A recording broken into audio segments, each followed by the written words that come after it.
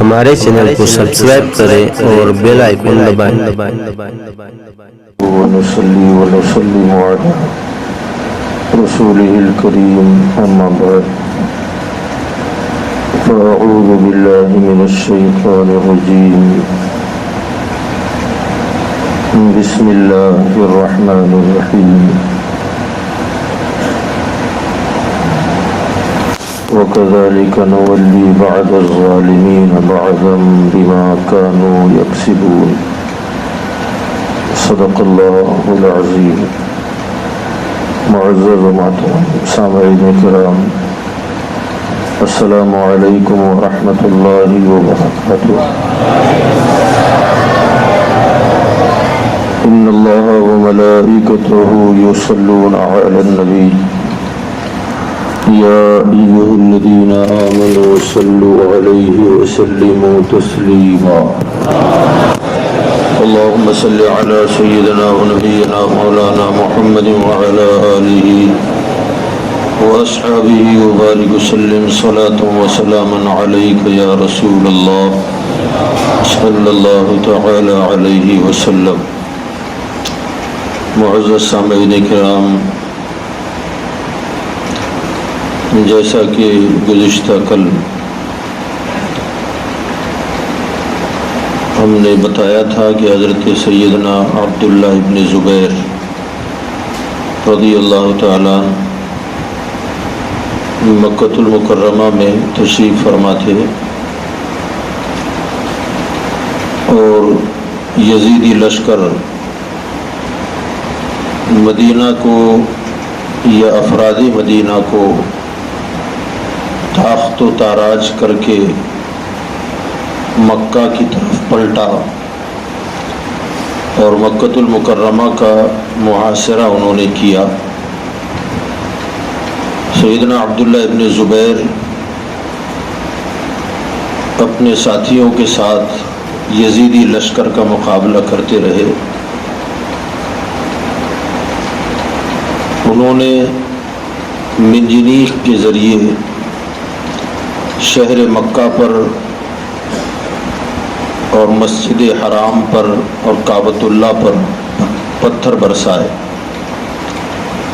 جس کی وجہ سے کعبۃ اللہ کی دیواریں ہل گئیں، پھر آگ لگی، خانہ کعبہ کا غلاف جلا، چھت جل گئی، خانہ کعبہ میں جو تبرکات تھے وہ جل گئے۔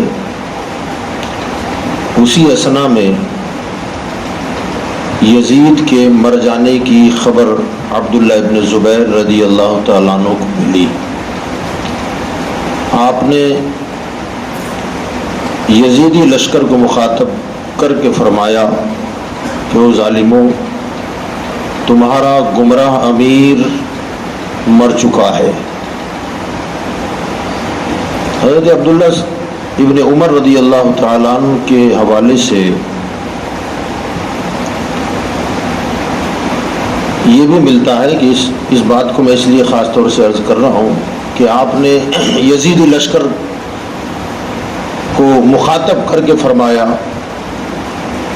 کہ تمہارا گمراہ اور گمراہ کرنے والا امیر مر چکا ہے۔ آپ نے خود اعلان کیا اس بات کا۔ تو ظاہر بات ہے مکہ شہر کے آس پاس پہاڑوں پر یہ لشکر یزیدیوں کا تھا، تو مائک سسٹم تو تھا نہیں، ان لوگوں تک آواز پہنچی، اس لیے کہ ایک روایت عرض کر رہا ہوں میں، حضرت عبداللہ ابن زبیر رضی اللہ تعالیٰ عنہ بڑی بلند آواز کے مالک تھے۔ ابن عساکر کی روایت کے مطابق اتنی بلند آواز تھی حضرت کی کہ مسجد حرام میں خانہ کعبہ کے پاس جب جمعے کے دن خطبہ دیتے تھے تو خطبہ کی آواز سے مکہ شہر کے آس پاس کے پہاڑ گونج جاتے تھے. اللہ نے ان کو اتنی آواز میں بلندی عطا فرمائی تھی. اب ظاہر بات ہے کہ جب جمعے کا خطبہ نارمل آواز میں آدمی پڑھتا ہے، جب اس آواز سے مکہ کی پہاڑیاں گونج جاتی تھیں تو آپ نے جب بانگے دہل اور زور لگا کر اعلان کیا ہوگا تو ظاہر بات ہے مکہ کے گھر گھر میں بھی اور یزیدی کے ہر لشکری کے پاس بھی وہ آواز پہنچ گئی. حضرت سیدنا عبداللہ ابن زبیر کے اس اعلان کے بعد جب انہوں نے اس خبر کی تصدیق کی تو پتہ چلا کہ بھئی یہ خبر غلط نہیں سچی ہے، تو وہ سارے لوگ بھاگے. مکہ شہر میں امن و امان قائم ہوا. حضرت عبداللہ ابن زبیر کے ہاتھ پر لوگوں نے بیعت کی، مدینہ والوں نے کی، بصرہ والوں نے کی، خراسان والوں نے، عراق کے مختلف علاقوں کے لوگوں نے، مدین والوں نے کی، حتیٰ کہ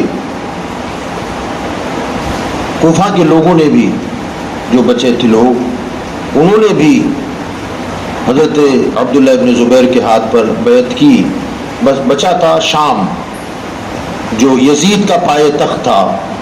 وہ کل ہم نے بتایا کہ اس کے بیٹے کو بٹھایا گیا مگر وہ سنبھال نہ سکا اور 40 دن کے اندر ہی اس کا انتقال ہو گیا. پھر شامیوں نے بھی حضرت عبداللہ ابن زبیر کے ہاتھ پر بیعت کر لی. جب حالات نارمل ہوئے تو حضرت سیدنا عبداللہ ابن زبیر نے باقاعدہ طور پر جو کعبہ معظمہ کو صدمہ پہنچا تھا، دیواریں ہل گئی تھیں اور آگ لگ گئی تھی، تو کعبہ معظمہ کو اثر نو حضرت عبداللہ ابن زبیر نے تعمیر فرمایا. اور انہوں نے جو تعمیر کی کعبۃ اللہ کی، وہ اس طور پر فرمائی کہ ابھی جو کعبہ بنا ہوا ہے، حضور صلی اللہ علیہ وسلم کے جوانی کا جو دور تھا اس زمانے میں سیلاب کی وجہ سے، چونکہ مکہ شہر جو ہے یہ پہاڑوں کے بیچ میں آباد ہے، چاروں طرف سے پہاڑیاں ہیں اور کعبہ تو اور بھی نشیب کی طرف ہے، گہرائی کی طرف ہے. اس زمانے میں بہت شدید بارش ہوئی تھی، حضور نے ابھی اعلان نبوت نہیں کیا تھا. اس زمانے میں بارش کا جو پانی آیا اور وہ سارا پانی کا ریلا حرم پاک میں آ گیا، جس کی وجہ سے کعبۃ اللہ کافی شکستہ ہو گیا تھا. تو کفار قریش نے سب نے مل کر کے چندہ کیا کہ کعبے کو ہم اثر نو تعمیر کریں گے. تو اس وقت جو کعبہ تھا نا بنا ہوا، وہ بنیاد ابراہیم پر تھا. یعنی ابھی جو حتیم کا حصہ ہے، جو حضرات کعبہ شریف گئے مکہ شریف وہ لوگ جانتے ہیں، جو لوگ نہیں گئے اللہ انہیں جلدی پہنچائے. اللہ ہمیں بار بار مدینۃ الرسول اور حرم کعبہ کی زیارت نصیب فرمائے. کعبۃ اللہ جو بنا ہوا ہے، آپ تصویروں میں بھی دیکھ سکتے ہیں، کعبے کے دروازے کی طرف سے آپ تھوڑا سا آگے بڑھیں گے تو وہاں پر 4 دیواری ایسے راؤنڈ میں بنی ہوئی ہے. وہ حصہ یعنی طواف کرنے والا جب طواف کرتا ہے تو اس حصے کو چھوڑ کر طواف کرتا ہے. تو وہ جو حتیم کا حصہ ہے، جہاں کعبۃ اللہ کی چھت سے میزاب زر جس کو آپ کہیں، کعبے کا میزاب رہے، میزاب رحمت بھی اس کو کہتے ہیں، کعبے پر جب پانی گرتا ہے اس کی چھت پر تو اس کا جو پرنالہ بنا ہوا ہے، وہ پرنالے کا پانی حتیم میں آ کے گرتا ہے. تو وہ حتیم کا جو حصہ ہے نا، وہ اصل کعبے کا حصہ ہے، وہ کعبے کے باہر نہیں ہے، کعبے کا اپنا حصہ ہے، وہ کعبے کی زمین ہے وہ. تو حضرت ابراہیم علیہ السلام نے جو کعبہ تعمیر فرمایا تھا وہ کعبہ حتیم سمیت تھا. حتیم کی جو دیوار ہے وہاں کعبے کی دیوار تھی اور وہ پورا کا پورا حصہ جو ہے وہ کعبہ تھا. تو کفار قریش کے زمانے تک، یعنی حضور صلی اللہ علیہ وسلم کے اعلان نبوت سے پہلے تک وہی کعبہ بنیاد ابراہیم پر قائم تھا. لیکن سیلابی پانی کی وجہ سے جب کعبہ متاثر ہوا اور انہیں محسوس ہونے لگا کہ آج نہیں تو کل یہ گر جائے گا، تو انہوں نے کعبۃ اللہ کو باقاعدہ طور پر اس کی پتھروں کو علیحدہ کیا، یعنی کعبے کو شہید کیا. نیت ان کی یہ تھی کہ کعبہ دوبارہ بنایا جائے گا، بنانا ہے. پھر انہوں نے چندہ کیا اور چندے میں حالانکہ حالت کفر میں تھے، سب کے سب کافر تھے، مگر اتنی احتیاط کی سمجھ اللہ نے ان کو عطا فرمائی. اس میں اعلان یہ کیا کہ کعبے کی تعمیر میں جو بھی حصہ لے گا، چندہ دے گا، اس کو خاص طور سے خیال رکھیں کہ اس میں مال صرف حلال کا لگے گا. حالانکہ کافر تھے، حرام و حلال کی اتنی تمیز وہ کرتے نہیں تھے، مگر خالص حلال مال کا انہوں نے اکٹھا کیا تو چندہ کم آیا. اب چندہ جب کم آیا تو انہوں نے سوچا کہ اس کا جو رقبہ ہے کعبے کا، اس پورے رقبے کے مطابق ہم عمارت نہیں بنا سکتے اتنے پیسے میں. سب نے مل کے مشورہ کیا کہ تھوڑا سا حصہ چھوڑ کر کے کعبہ بنا لیتے ہیں، اور جو چھوٹا ہے وہاں پر ہم حد فاصل کے طور پر نشان لگا دیں گے تاکہ لوگوں کو پتا چلے کہ یہ بھی کعبے کا حصہ ہے، مگر پیسہ کم ہونے کی وجہ سے ہم نے عمارت کو ذرا چھوٹی کر دی ہے. اب انہوں نے کعبہ کی جو عمارت تھی پرانی، اس کی بنیادوں کو چھوڑ کر ایک سائڈ سے اس کی بنیاد الگ سے رکھی، اور باقی جو تین طرف کی عمارت کی بنیاد تھی وہی جناب ابراہیم علیہ السلام کے زمانے کی اسی بنیاد پر انہوں نے بنا دیا. جب انہوں نے بنایا تو یہ سیرت رسول کے باب میں معاملہ چلا جائے گا. وہ کعبۃ اللہ کی تعمیر وہ لوگ سب مل کے کرنے لگے، پتھر کو تراشا گیا، اور چونکہ اس زمانے میں بھی اس میں حجر اسود نصب تھا. اب چونکہ مکہ میں کئی خاندان آباد تھے، کعبے کی عمارت تو اٹھنے لگی، اور پھر معاملہ یہ ہوا کہ کعبہ معظمہ کی دیوار میں حجر اسود جو جنتی پتھر ہے اسے کون نصب کرے گا؟ اب وہ تو شیخی بگاڑنے کا زمانہ تھا، میرا خاندان اونچا ہے، وہ کہتا تھا ہمارا خاندان اونچا ہے، وہ کہتے تھے ہمارے خاندان کے سردار جو ہیں وہ رکھیں گے، وہ کہتا تھا میرے قبیلے کا جو سردار ہے وہ رکھے گا، فضیلت اس کو زیادہ ہے، اس کو زیادہ ہے. یہ سارا معاملہ ان کا ہو گیا، آپس میں تن گئی، لڑائی جھگڑے تک کی نوبت آ گئی، اور کعبے کی دیوار سمجھے جہاں آج حجر اسود نصب ہے وہاں تک پہنچی ہوئی تھی، اور وہ جنتی پتھر رکھنے کی باری آئی تھی. تو سب نے مل کے یہ مشورہ کیا کہ بھئی آپس میں لڑائی جھگڑا نہ کریں، بس اس کا خیال کریں کہ آج صبح سب سے پہلے جو حرم میں آئے گا وہ پتھر رکھ دے گا. اللہ کے حرم میں جو سب سے پہلے داخل ہوگا وہ جنتی پتھر کعبے کی دیوار پر وہی رکھے گا. جھگڑا ختم. تو سب نے کہا ٹھیک ہے، یہ آپس میں لڑنے سے بہتر یہ فیصلہ ٹھیک ہے. اب ہر قبیلے کا آدمی، ظاہر بات ہے صبح اس شرف کو حاصل کرنا ہے، جنتی پتھر کو کعبے کی دیوار میں نصب کرنا ہے، تو یہ شرف کس کے حصے میں آئے گا، کون خوش نصیب ہوگا؟ لوگوں نے رات جاگ کے گزار دی کہ صبح میں جاؤں گا، میں جاؤں گا، میں جاؤں گا. مگر جب بھی لوگ صبح اٹھ کر کے آئے تو سب نے دیکھا کہ حرم کعبہ میں میرے مصطفیٰ موجود ہیں، ہمارے سرکار پہلے سے موجود تھے. سب نے کہا محمد یہاں پہلے سے ہیں، امین یہاں پہلے سے ہیں، صادق یہاں پہلے سے ہیں، کب وہی رکھیں گے. اب جھگڑا ختم. حضور صلی اللہ علیہ وسلم کو اللہ تعالیٰ نے وہ عقل و شعور، دماغ کی بلندی عطا فرمائی تھی. حضور صلی اللہ علیہ وسلم نے ارشاد فرمایا کہ ٹھیک ہے سب آ جائیں. آقا کریم صلی اللہ علیہ وسلم نے اپنی چادر بچھا دی اور اس چادر میں جنتی پتھر کو رکھا اور فرمایا ہر قبیلے کا سردار آگے آ جائے. انصاف دیکھیں سرکار کا، اور آپس کے معاملات کو حل کیسے کرنا ہے وہ طریقہ دیکھیں آپ.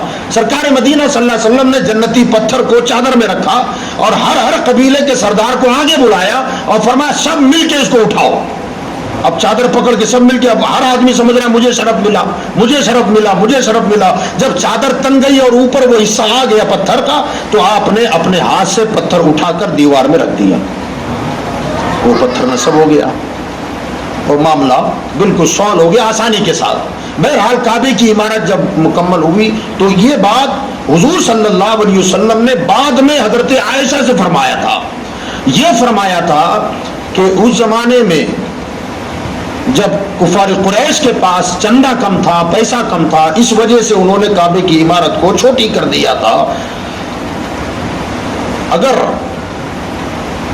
ان لوگوں کے اب بھی بدک جانے کا اندیشہ مجھے نہ ہوتا، یعنی آپس میں پھر کھینچا تانی ہوگی، یہ کیا ہو گیا کیا ہو گیا، تو میں जनाब इब्राहिम की बुनियादों पर असर नो काबा तामीर करा देता, मगर चूंकि अब हालात बिगड़ने का अंदेशा है इसलिए जैसा है ऐसा रहने दें। तो हकीम का हिस्सा अलग से उन्होंने उसे कर दिया था, महफूज कर दिया था, ताकि लोगों को पता चले कि तवाफ इसके अंदर से ना हो सके, बाहर से हो सके। बहरहाल अब्दुल्ला इब्ने जुबैर को आप जानते हैं, अब्दुल्ला इब्ने जुबैर जो हैं ये हजरत अबू बकर के कौन है? माशाअल्लाह नवासे हैं, भूल गए आप, पिछले मैंने बताया था आपको। हजरत अबू बकर के अब्दुल्ला इब्ने जुबैर कौन है?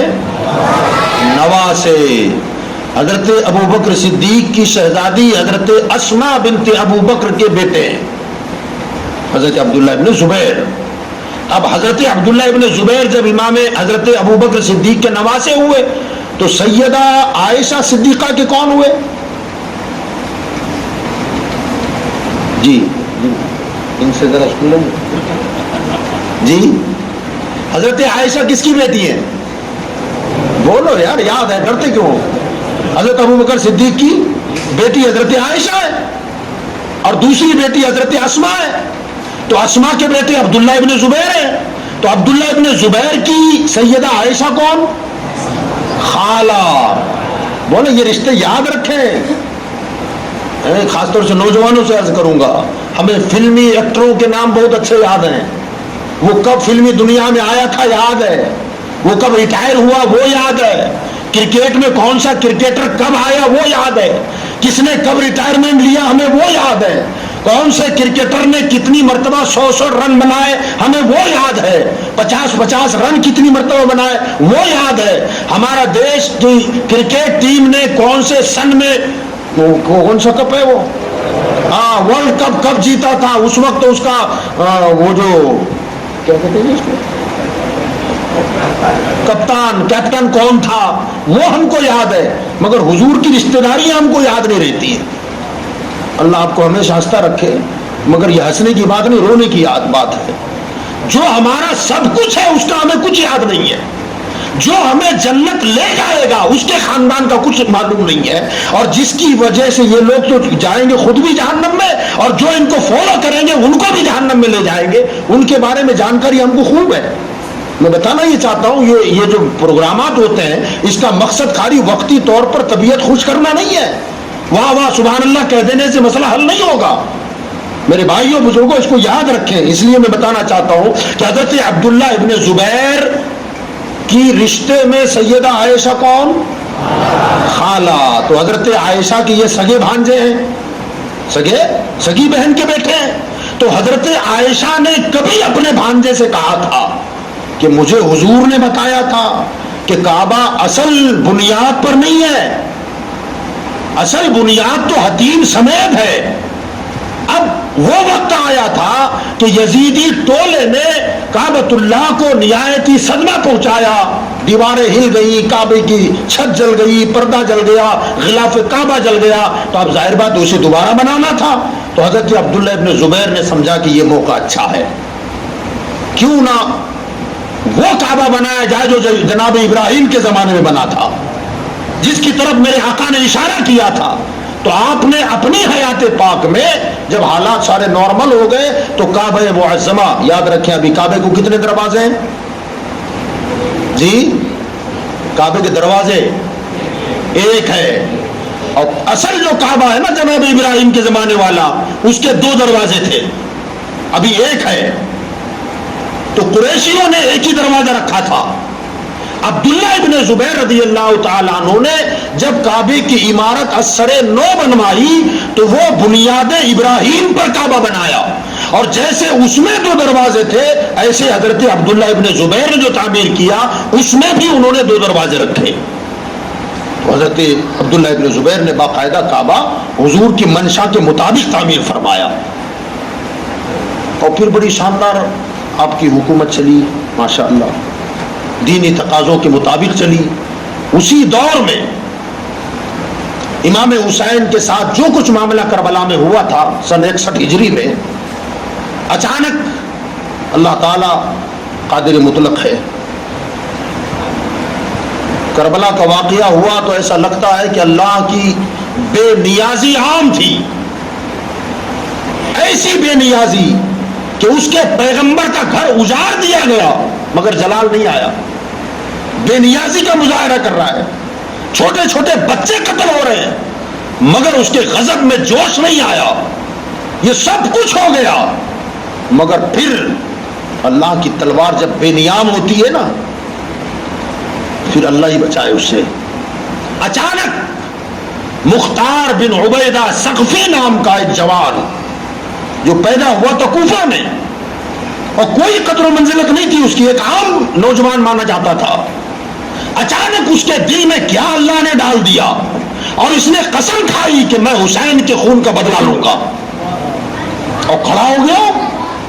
اب یہ مختار بن عبیدہ ثقفی جو ہے یہ جب کھڑا ہوا اور اس نے جب اعلان کیا کہ خون حسین کا بدلہ لینا ہے، کون میرے ساتھ آتا ہے، دیکھتے دیکھتے ہزاروں کی بھیڑ جم گئی کہ ہم بدلہ لیں گے، ہم تیرے ساتھ ہیں، ہم تیرے ساتھ ہیں. اب مگر چونکہ یہ ایک معمولی آدمی تھا، غیر شہرت یافتہ تھا، اس کی پشت پناہی کے لیے کوئی نامی گرامی شخصیت ضروری تھی، تو اس نے یہ اعلان تو کر دیا، لوگ اس کے پرچم تلے جمع بھی ہو گئے اور اس نے موقع غنیمت جان کر سیدھے کوفہ سے مدینہ چلا گیا. جب مدینہ گیا تو حضرت امام زین العابدین امام حسین کے لڑکے جو کربلا کے واقعے کے چشمدید گواہ ہیں ان کے پاس گیا اور جا کر کے یہ ساری بات اس نے بتائی کہ میں نے قسم کھائی ہے کہ میں آپ کے والد کے خون کا بدلہ لوں گا. تو آپ نے فرمایا کیسے لے گا؟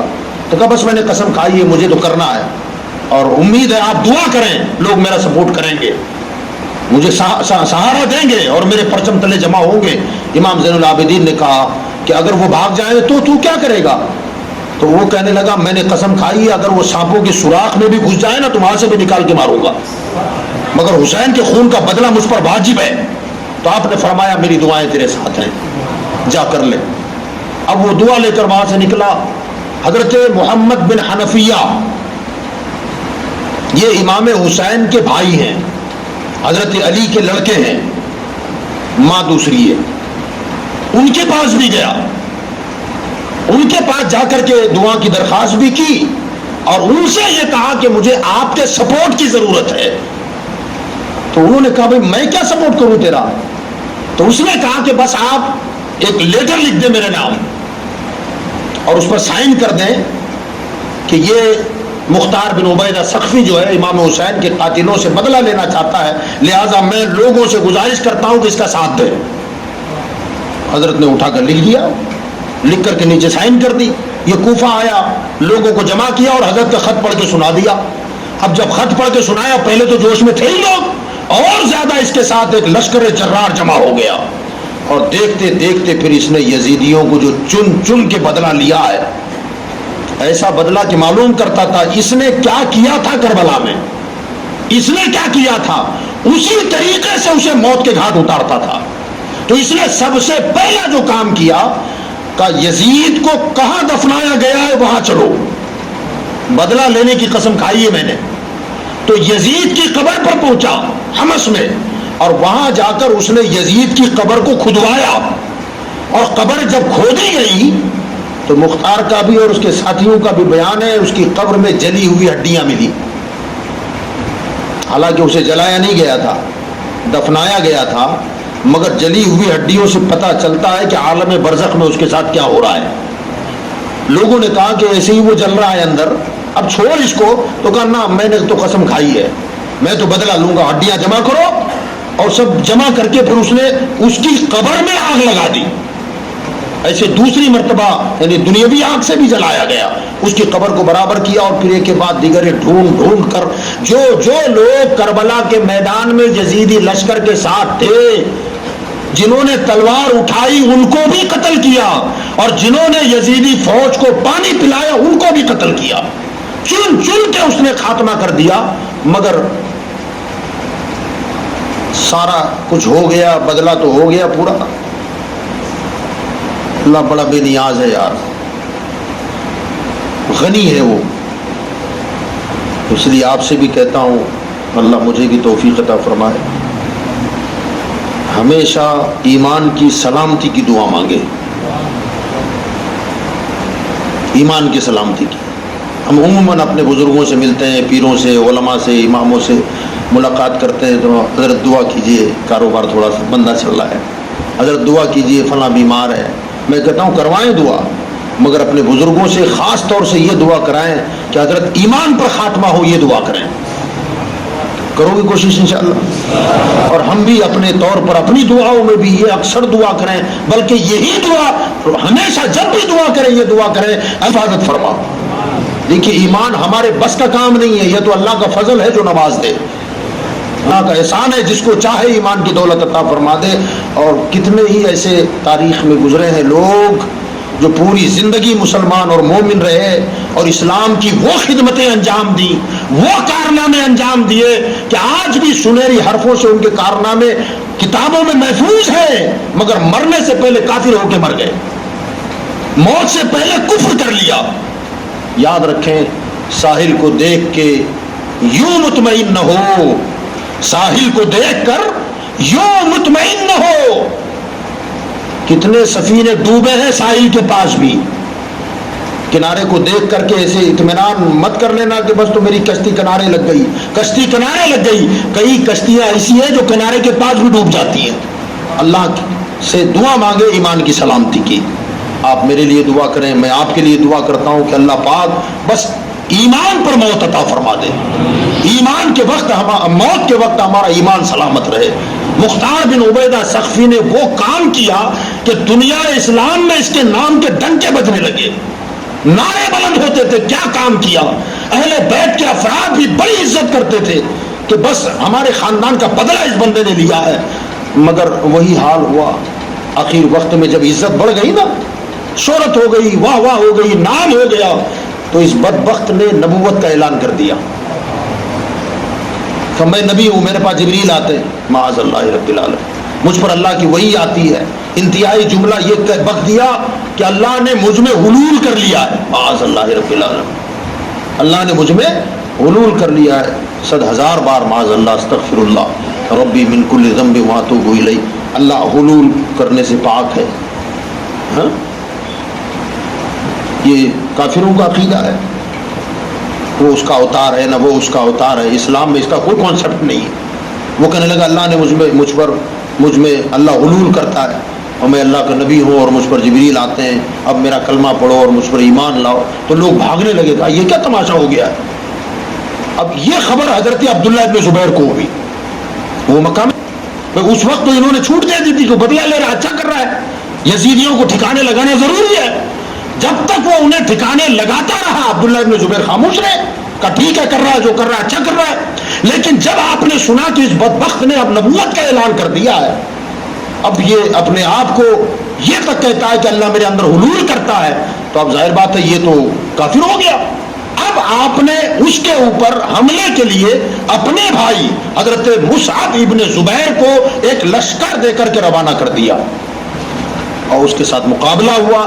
عبداللہ ابن زبیر کی فوج کو اللہ نے کامیابی عطا فرمائی اور مختار بن عبیدہ ثقفی قتل ہو گیا، کفر کی موت مرا ہے، کافر ہو کے مرا. کارنامہ بہت انجام دیا، اچھا کارنامہ بڑا ہے، مگر اخیر میں مرا تو کافر کی موت ہو کے مرا.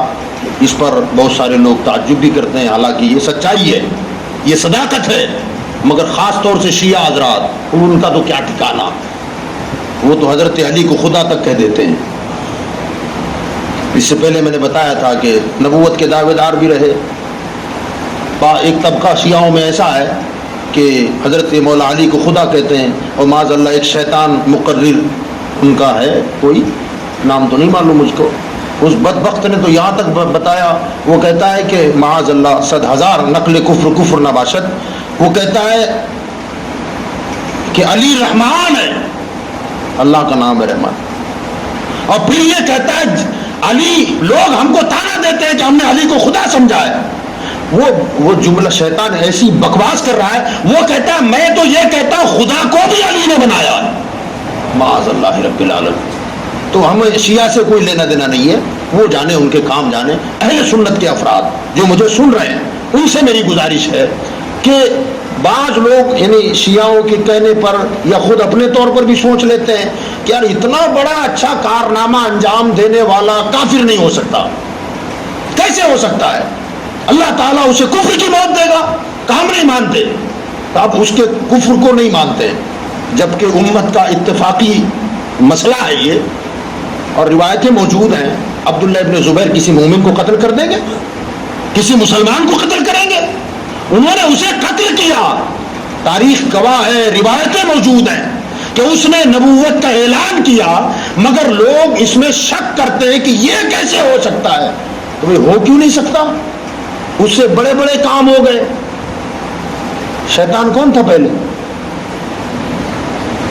جنت میں رہتا تھا، فرشتوں کا استاد تھا، جنت کے جھولوں پر بیٹھتا تھا تو فرشتے جھولا جھولاتے تھے، اتنا بڑا تھا، مگر جب وقت آیا تو ایسا بگڑا کہ جنت سے باہر کر دیا گیا۔ فاخرج منہا فإنک رجیم، اللہ نے فرمایا کہ نکل میری بارگاہ سے، تو مردود ہو گیا ہے، لعنتوں کا طوق اس کے گلے میں ڈالا گیا اور نکال دیا گیا۔ تو پہلے تو اچھا ہی تھا، تو بعد میں بے ایمان ہو گیا۔ تو یہ کوئی ضروری ہے کہ جو کارنامہ اچھا انجام دے تو کیا وہ کافر نہیں ہو سکتا؟ ہو سکتا ہے کہ نہیں ہو سکتا؟ اللہ کی مرضی پر منحصر ہے۔ اسی لیے میں کہتا ہوں اپنے ایمان کی حفاظت کی دعا کریں۔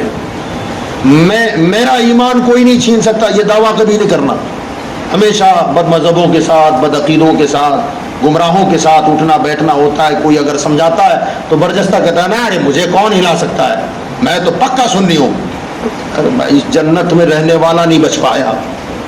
ہاں بلعم بن باعور کا واقعہ آپ نے سنا ہوگا، حضرت موسیٰ کی صحبت میں رہنے والا آدمی تھا، مستجاب الدعوات تھا، زندگی میں کبھی اس کی دعا رب نے رد نہیں فرمائی، اتنا پہنچا ہوا تھا، مگر کافر ہو کے مرا۔ حدیث میں آیا ہے اللہ تعالیٰ اسے کتے کی شکل دے کر جہنم میں ڈالے گا اور اصحاب کہف کے کتے کو اس کی شکل دے کر جنت میں ڈال دے گا۔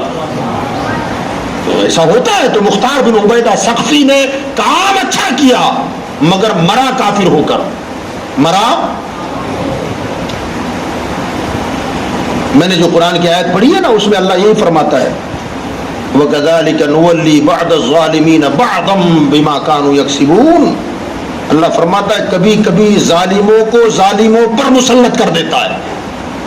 اللہ کبھی ظالموں پر ظالموں کو مسلط کرتا ہے۔ تو یزیدی ظالم تھے، ان ظالم یزیدیوں پر اللہ نے مختار جیسے ظالم کو مسلط کر دیا۔ کبھی کبھی اللہ فاسقوں سے دین کا کام لے لیتا ہے۔ کئی واقعات آپ کو ایسے مل جائیں گے، فاجروں سے دین کا کام لے لیتا ہے اور پھر بعد میں وہ تو اپنے ٹھکانے پر پہنچ جاتے ہیں، مگر اسلام کو جو فائدہ پہنچا وہ پہنچتا ہی رہتا ہے۔ تو بہرحال مختار بن عبیدہ ثقفی حالت کفر میں مرا۔ اگر کبھی اللہ تعالی آپ کو توفیق عطا فرمائے، کبھی عراق جانے کا موقع ملے، یہ بات خاص طور سے میں اس لیے عرض کر رہا ہوں، یہ اتنی جو ڈیٹیل میں نے آپ کے سامنے رکھی ہے، کبھی آپ کا بغداد جانے کا اتفاق ہو جائے، اللہ آپ کو اس دیار میں لے جائے جہاں شہنشاہ ولایت لیٹا ہوا ہے، نجف اشرف جانے کا اتفاق ہو جائے، کربلا جانے کا اتفاق ہو جائے، اللہ آپ کی حاضری کرا دے۔ میں وہاں گیا ہوں، میری حاضری ہوئی ہے۔ تو آپ دیکھیں گے کہ جب خاص طور سے آپ کربلا پہنچیں گے نا، کربلا کوفہ میں، کوفہ شہر میں، تو کوفہ شہر میں جو کوفہ کی بڑی مسجد ہے جامع مسجد، کوفہ کی جامع مسجد کے ایک طرف حضرت سیدنا مسلم بن عقیل کا مزار ہے۔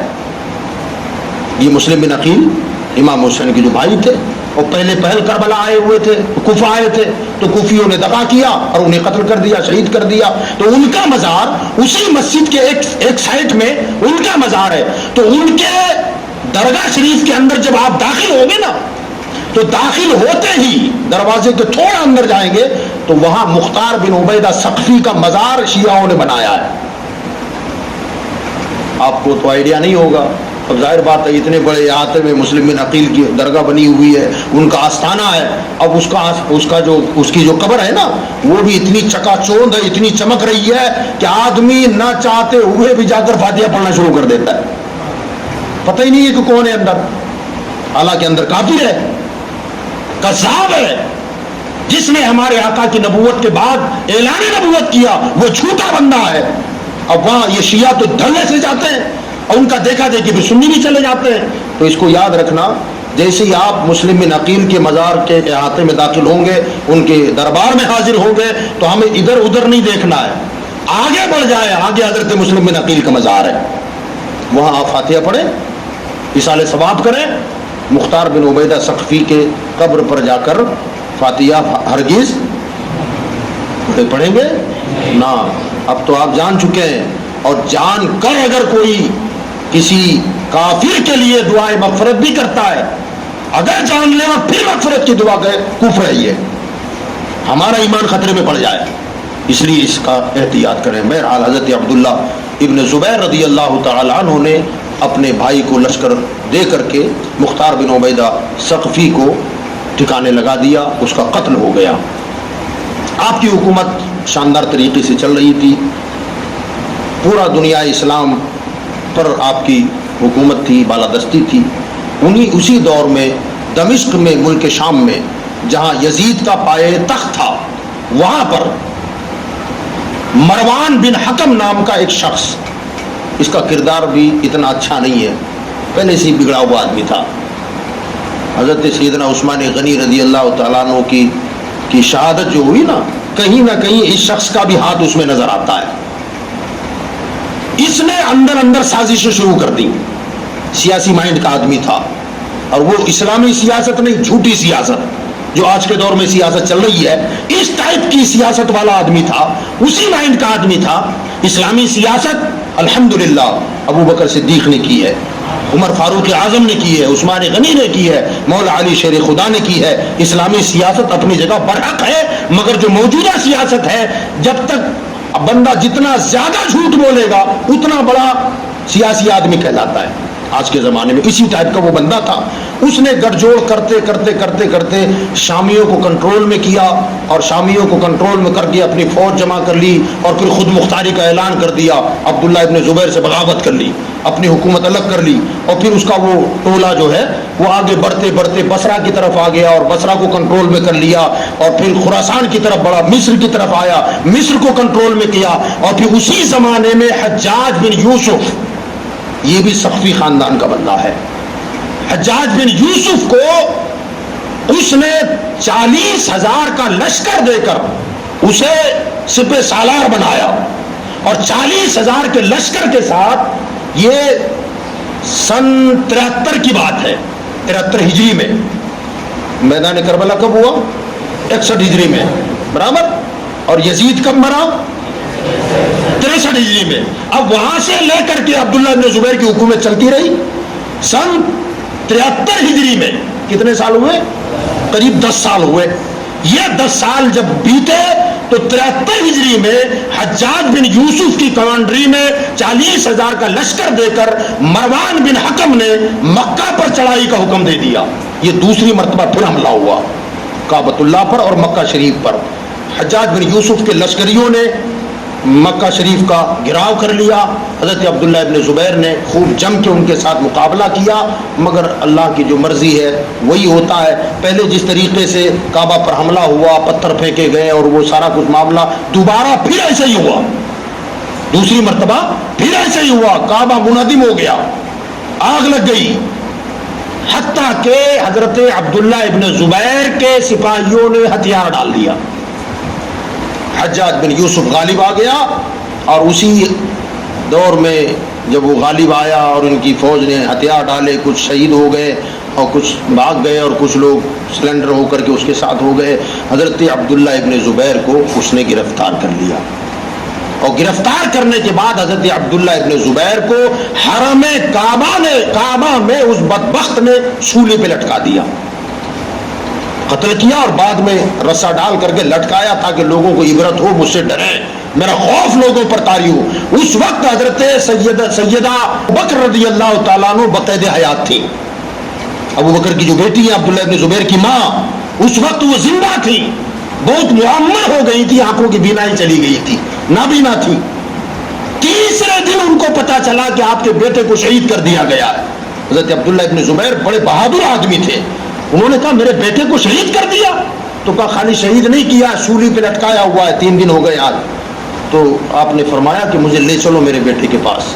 بالکل بوڑھی عورت، معمر تھی، آنکھوں سے نظر نہیں آتا تھا، لوگ سہارا دے دے کر لائے اور آپ کو ایسے ہاتھ آپ نے بڑھایا تو لوگوں نے حضرت عبداللہ ابن زبیر کے قدموں سے ان کا ہاتھ لگا دیا، کہا یہ ہے عبداللہ۔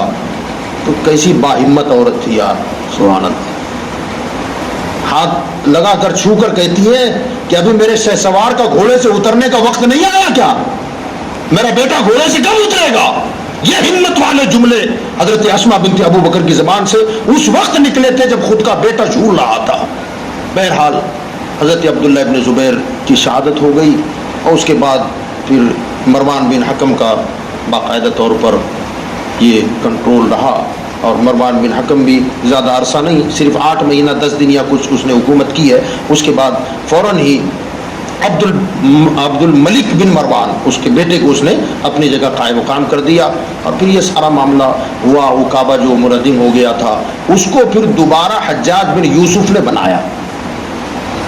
اب حجاج بن یوسف نے کعبہ کیسے بنایا؟ جیسے قبیلہ قریش نے بنایا تھا، بالکل حتیم کا حصہ چھوڑ دیا، 2 دروازے کے بجائے 1 دروازہ رکھا، جیسے کفار مکہ نے بنایا تھا اسی ترتیب سے اس نے وہ کعبہ بنا دیا۔ حضرت رسول اللہ صلی اللہ علیہ وسلم جیسا چاہتے تھے ایسا عبداللہ ابن زبیر نے بنایا، لیکن بعد میں وہ پھر شہید ہو گیا حجاج بن یوسف کے ہاتھوں، اور پھر اسی نے دوسری مرتبہ پھر اسے تعمیر کیا، لیکن قبیلہ قریش کے طریقے کے مطابق اس نے اسے بنا دیا، وہ کعبہ بن گیا۔ بعد میں جب ان کا بھی زمانہ ختم ہو گیا نا، تو بعد میں پھر جو بادشاہ آیا، اب وقت نہیں ہے کہ اس تفصیل میں جائیں، انہوں نے یہ سوچا کہ کیوں نہ ہم یہ جو موجود کعبہ ہے اس کو دوبارہ ڈھا کر کے وہی کعبے کی بنیادوں پر بنائے جس پر عبداللہ ابن زبیر نے بنایا تھا۔ تو اس وقت غالباً امام مالک تھے، ان سے پوچھا گیا مسئلہ تو آپ نے منع کر دیا، میرا فتویٰ یہ ہے کہ آپ کوئی کعبے کے ساتھ چھیڑ چھاڑ نہ کریں، ورنہ یہ بادشاہوں کا شوق بن جائے گا کہ میں کعبہ بناؤں تو اس سے بہتر ڈیزائن بناؤ، اس سے بہتر ڈیزائن ہو، اس سے بہتر ڈیزائن ہو۔ تو کعبہ اللہ کا گھر ہے، بادشاہوں کا کھیل نہیں۔ کعبہ میرا فتویٰ ہے، جیسا ہے ایسا رہنے دو۔ اب جو کعبہ ہے یہ حجاج بن یوسف کا بنایا ہوا ہے، اللہ اس کی حفاظت فرمائے۔